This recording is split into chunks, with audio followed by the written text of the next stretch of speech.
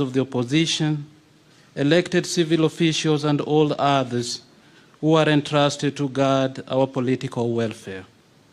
May they be enabled by your powerful protection to discharge their duties with honesty and ability.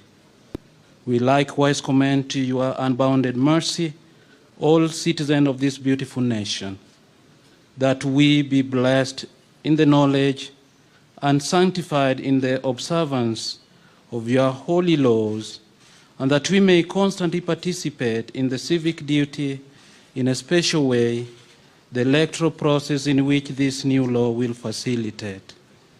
In all we do as a nation, we ask you, Lord, may we be preserved in union, and that peace which the world cannot give, and after enjoying the blessings of this life, we may be admitted to those which are eternal. We pray to you, who are Lord and God, forever and ever. In the name of the Father, and of the Son, and of the Holy Spirit.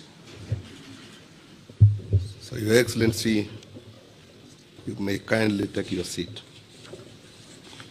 Your Excellency, the President, Your Excellency, the Deputy President, the Prime Cabinet Secretary, the leadership of both Houses of Parliament, the former Prime Minister, the former Vice President, all leaders present, distinguished ladies and gentlemen. This state ceremony is convened pursuant to Article 115 of the Constitution for the presidential assent of the Independent Electoral and Boundaries Commission Amendment Bill, National Assembly Bill number 10 of 2024. The bill was considered and passed by both Houses of Parliament, with the Senate granting its seal of approval on 17th June 2024, followed by the National Assembly on 20th June 2024. The bill establishes a roadmap for kick-starting the process of recruitment of the chairperson and members of the Independent Electoral and Boundaries Commission. Additionally, the bill expands the criteria for eligibility to serve as members of the Commission by adding expertise in accounting or information and communication technology to the existing professional qualification, which include electoral affairs, management, finance, governance, public administration, and law. Your Excellency, with both Houses of Parliament having discharged their lawmaking mandate, Your Excellency, as the head of state and government, is most graciously invited to exercise your presidential prerogative as vested in you by Article 115 of the Constitution to assent to this legislation. Your Excellency, sir, permit me to now invite the Clerk of the National Assembly to convey the vellum copies of the bill for Your Excellency's presidential assent. The Clerk.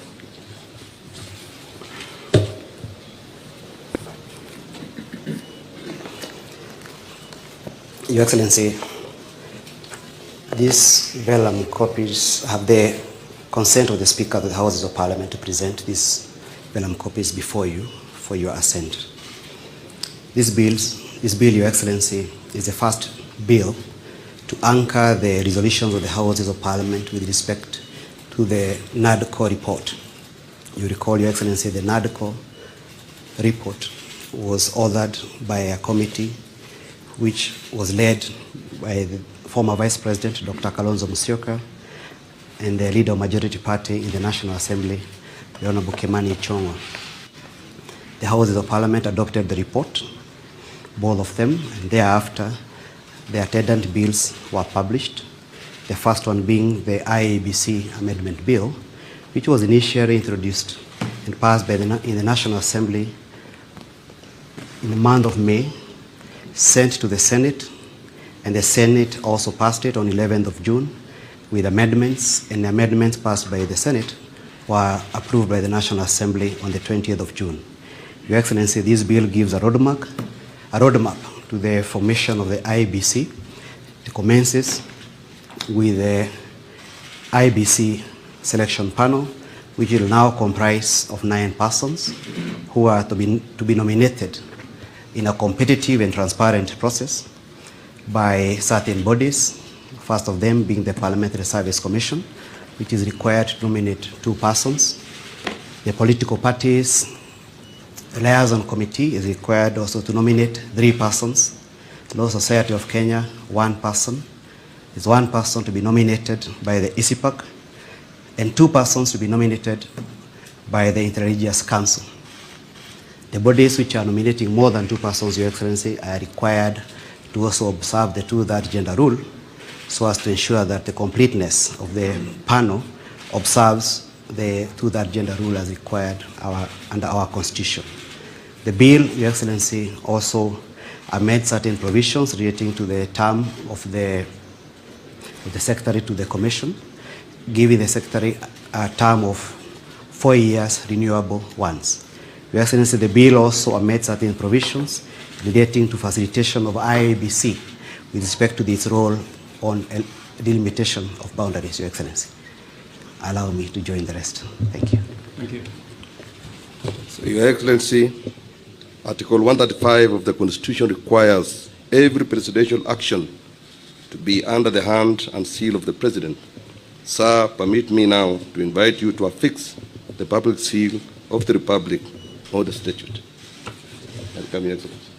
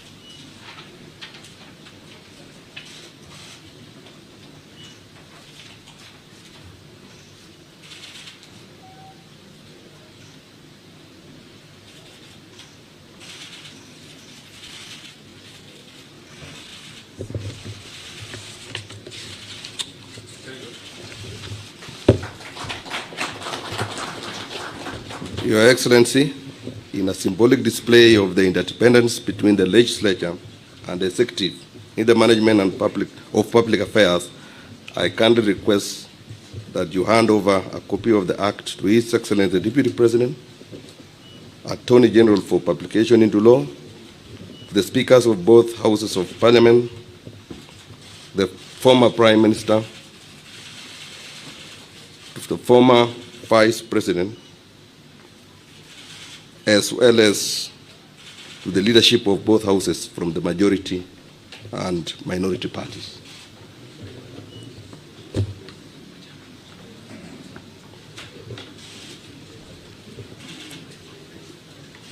Your Excellency, you'll open.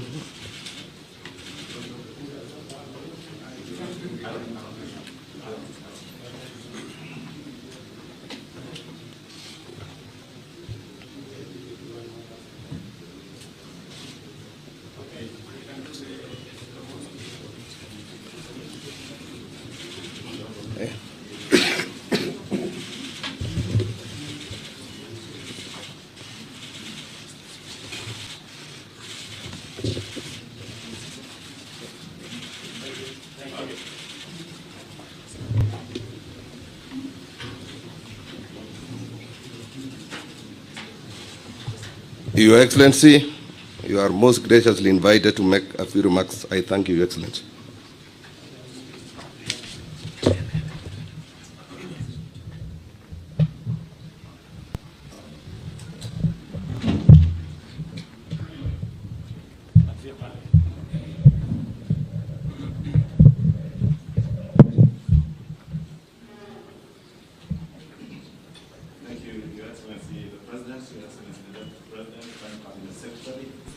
Your Excellency is the former Prime Minister and our former Vice President, all distinguished guests, including our honorable speakers.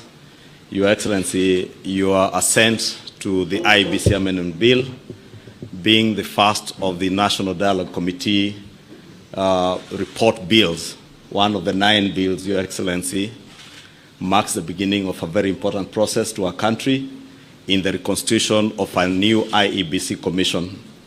Your Excellency, let me take this opportunity to assure you and the country that all the other 8 bills that emanated from the NADCO report are in process in both houses. We had divided the bills between the 2 houses of Parliament, and I want to give all of you assurances of both houses that we shall expedite in the processing of these bills with top priority. Your Excellency, in conclusion, let me just say that this assent of this bill not only marks a hallmark in our nation's endeavor to reconstitute a new IEBC, but also buttresses the importance of dialogue in our country, because these bills have emanated from a process where we all came together as a country to dialogue, and through dialogue we've been able to surmount most of the challenges that faced our country at the time we came together as NADCO. And I am certain, Your Excellency, even now and moving forward, this signifies that new move that through dialogue we can talk to each other and be able to surmount all the challenges that bedevil our country. With those few remarks, Your Excellency, allow me to invite my co-chair, our former Vice President, who co-chaired with me the NADCO process, to give his brief remarks.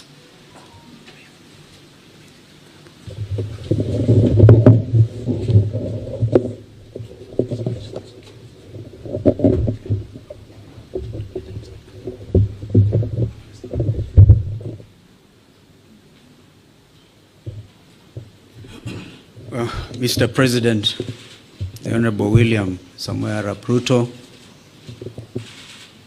Prime Minister Raila Odinga, both co-principals of the NADCO process, ladies and gentlemen, I didn't find it easy to come in here this morning for various reasons, one of which was the barricading of the route to KICC.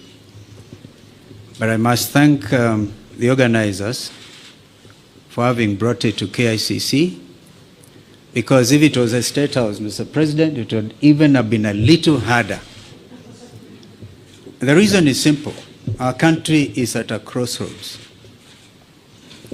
My colleague, Honorable Kimani Chunga, has highlighted that both of you asked us to undertake the process of NADCO following the 2023 enactment of the finance bill and the riots that took place, where we lost people, 75 of them, property was destroyed, and the country was in a state of a shock. We undertook that responsibility with gusto, and we are very open-minded. As Azimio la Umoja One Kenya, our number one topic was the high cost of living. but Kimani and the team on Kenya Kwanza convinced us that it was a government responsibility and the opposition had nothing to do with discussing the high cost of living. I hope that in the light of recent developments, my friend Kimani would have revised that thought. Because again, 2024, Finance Act and the riots, and again we have lost 41 young Kenyans. This time they came in the form of Gen Z, but they are Kenyans. They have a right to belong. In fact, they are carrying the national flags. They have done it better than we did when some of us nearly got killed. Mr. President, I want to urge that we look at our country afresh. There's no way we can wish away the Gen Z revolution. And if we were to begin to be honest with ourselves, perhaps we need now to go back to Bomas, because during the presentations, Kimani and Cheruiyot may remember, and Wandai was deputizing me, that a lot of Kenyans wanted us to open this space. The space has been opened by Gen Z. I wish we had moved with speed. It has taken inordinate delay to get to where we are today, to get the first product out of NADCO. And I'm not so sure, my friend Kimani, whether it is expected of us to even fast track the other 8. They have to be juxtaposed by the reality of the country and this new revolt. If we are not careful, all of us will get thrown out by the Gen Zs, because they say we have come of age. You say that we are leaders of tomorrow, we are leaders now. We can't wish them away. Therefore, I want to urge that we now look at the whole thing. For example, we have now set up the process of nominating new commissioners. We made it very clear that both you, Mr. President, and Mr. Raila Odinga, the Prime Minister, will have to agree on, perhaps most importantly, on who becomes the chair of the new Iebc. That principle of consultation was inbuilt, and I thank my colleagues because we didn't have to struggle much to agree. But now is the time. The country is at a crossroads. Can we, for a beginning, even in order to bring the country to normalcy, can you, Mr. President, order the Inspector General of Police, if he doesn't resign, can he remove the police from the streets? Can the army get out of our streets and back to the barracks? I thank you.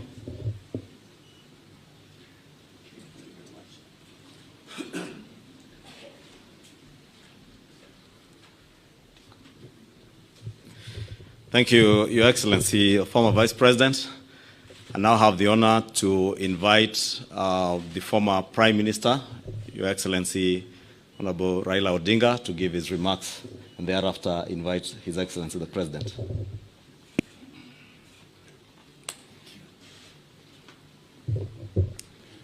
Your Excellency, my brother President William Samoei Ruto, all distinguished ladies and gentlemen who are here this morning, we have come here today for a very solemn occasion. And I'm happy that this function has been arranged to take place here at KICC. As my colleague Stephen Kalonzo Musyoka said, we are at a crossroads as a country. And times like this requires leadership, the country to move forward. What we are doing today is a culmination of a process that began sometime last year when President Olusegun Obasanjo came to mediate and the conflict that was raging on at that time, we agreed when we sat together, myself and Brother William Ruto, that we would follow the route of dialogue. And that is the reason why NADCO was set up. NADCO then proceeded to dialogue and ended up with a very voluminous report which has contained some very fundamental recommendations. This bill that has now been signed into the law today is just one of those. But the NADCO report contains very many issues which are at the heart of the people of Kenya today. If you see the issues which are being raised by our youth, most of them are actually contained in the NADCO report. But if this NADCO report is implemented fully, you'll be able to address all those issues which these young people are raising. We are, as I've said, at a very, very crucial juncture in the history of our country. Our country has moved forward. There have been highs and lows in our history of 61 years. We needed to move forward. And I want to say that, at this moment in time, my brother, that we require now a wider engagement so that people have an opportunity to vomit all that is there in their chest in order that we can be able to find a way forward. I therefore want to support the proposal of my brother Stephen Kalonzo Musyoka that we have this conversation. It may not take more than 2 weeks, but it brings all the stakeholders together. Today, our society is fairly stratified. Nearly 70% of our population is below the age of 35, the youth. If you say that between 35 and 18 constitute about 40%, we need that 40% to be present when this dialogue is taking place. And then the rest can fill the rest. And then we just talk about the Kenya we want. The Kenya we want convention.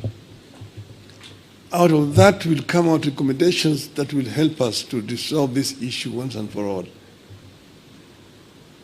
And that will be my proposal, Your Excellency. I think that Kenya deserves better. The issues of employment, the issues of discrimination, the issues of corruption, the issues of gender, and so on, are issues that need to be addressed in a wider forum. I think that it is possible to do. It is possible if there is a will to do it. And then here again, the Iebc is a very important institution. It's not the first time we've had issues with Iebc. If we find a solution to this issue of Iebc, it will be on the way to resolving very many issues in our country. You will remember in the last elections, the whole world was stunned when we saw an electoral commission that was completely divided. Some saying one thing, others saying one thing. You may be happy that, oh, the other groups ruled in my favor. But what example are we showing the world as a country? That in the process of very important exercise, the commission is divided. Nobody knows whom to believe up to today. It is a shame on us. And we are sure that we have got men and women here in this country who can actually do a better job. And that will help to unify this country. Last year, we lost 75 precious lives. This year we lost another over 40 lives. To say nothing about those who have been wounded, have been hurt. We must prevent this from happening in our country. We should not allow this to continue happening cyclically. Let us find a lasting solution to this problem. We are ready to engage so that we find a solution to this problem. As Azimio of Kenya. With those many remarks, Your Excellency, now may I have the pleasure to invite my brother, President William Ruto, to address you. Thank you. Thank you. I think before I make just all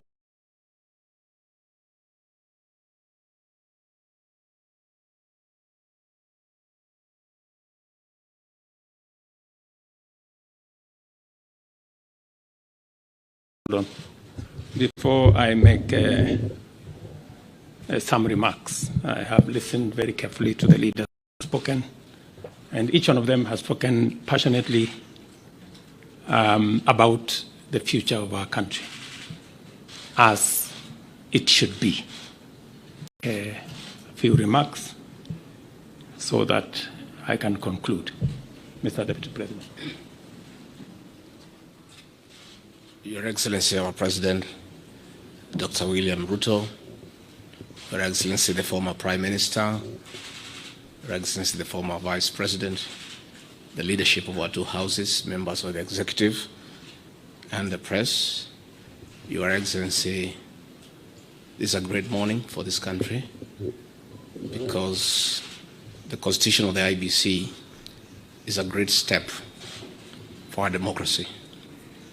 I want to thank you for the leadership that you have accorded this country in difficult times, and you are acceding to have the report that was bipartisan is a great step in the right direction in this country.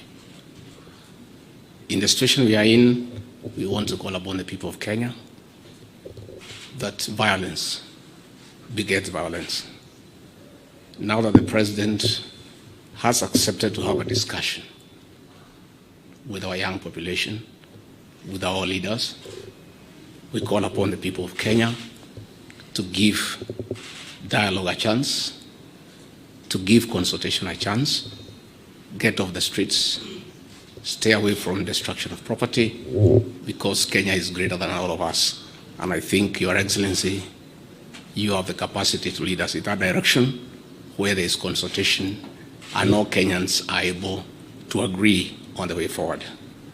With those few remarks, it's my duty to ask Your Excellency to address the country. Thank you. Thank you. Thank you, Mr. Deputy President.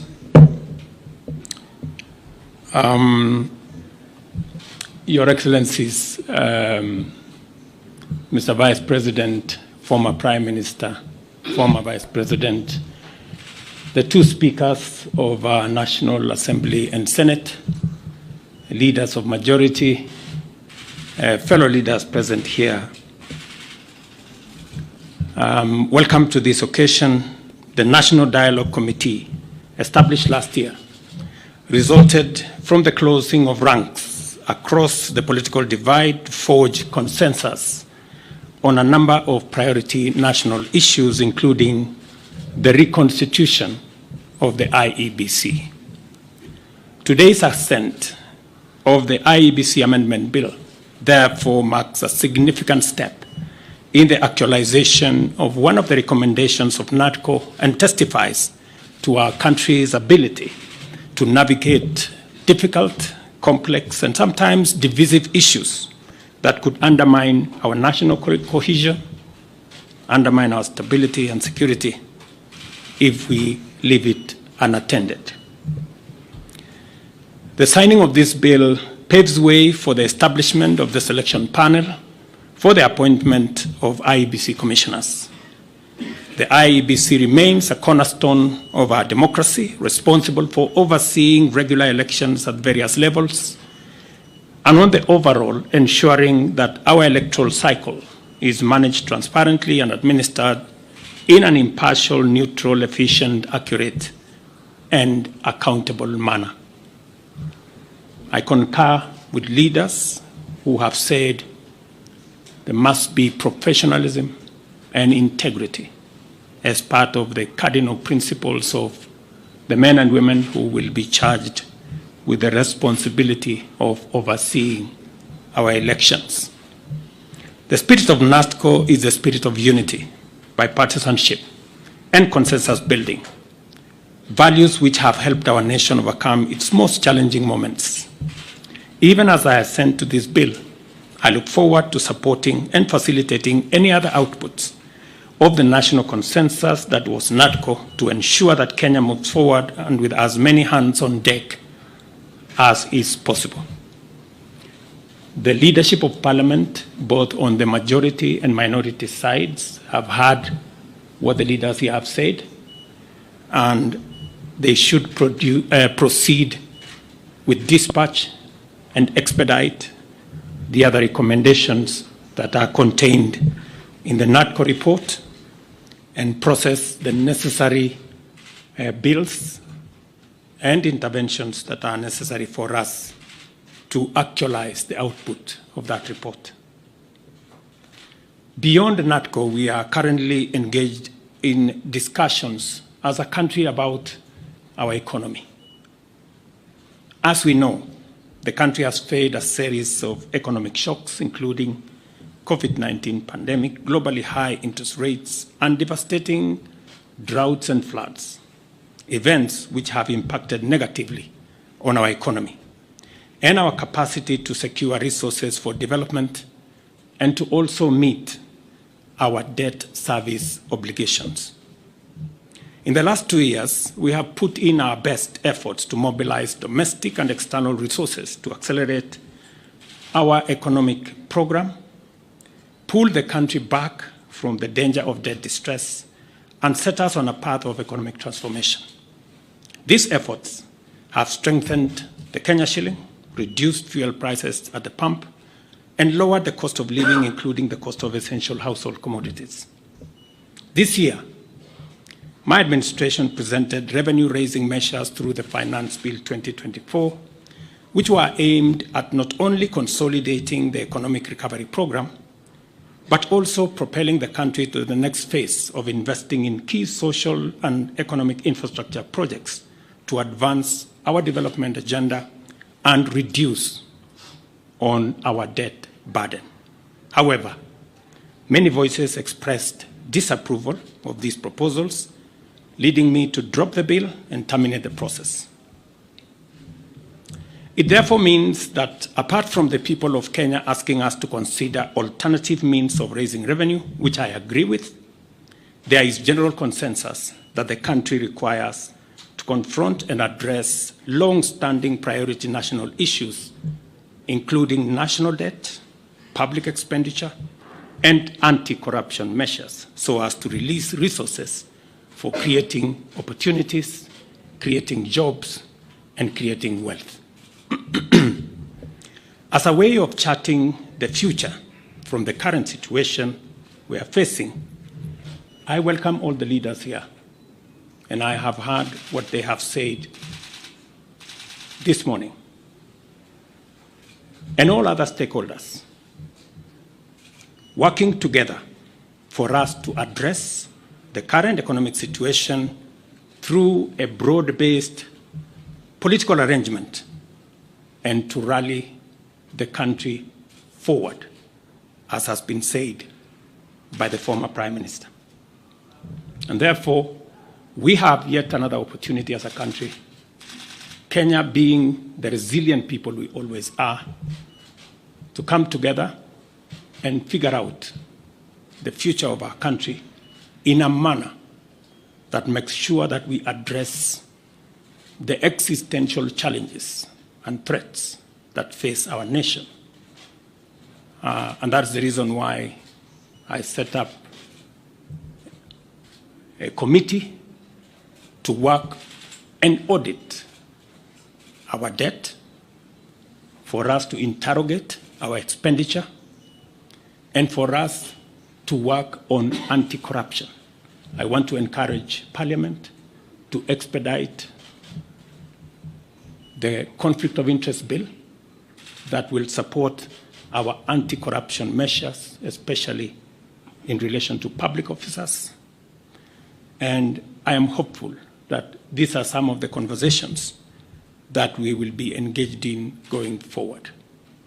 I am very confident that, as always, Kenya knows how to pull together, and leaders know how to come together in the best interest, not of individuals, not of parties, but the collective body of the Kenyan people. And I look forward to working with leaders, as I have said, going forward on a broad-based political mechanism that will see us steer the country to the future. Thank you very much to all the leaders here. Asanteni sana to the people of Kenya. Wish you well, and God bless our great country. Asante.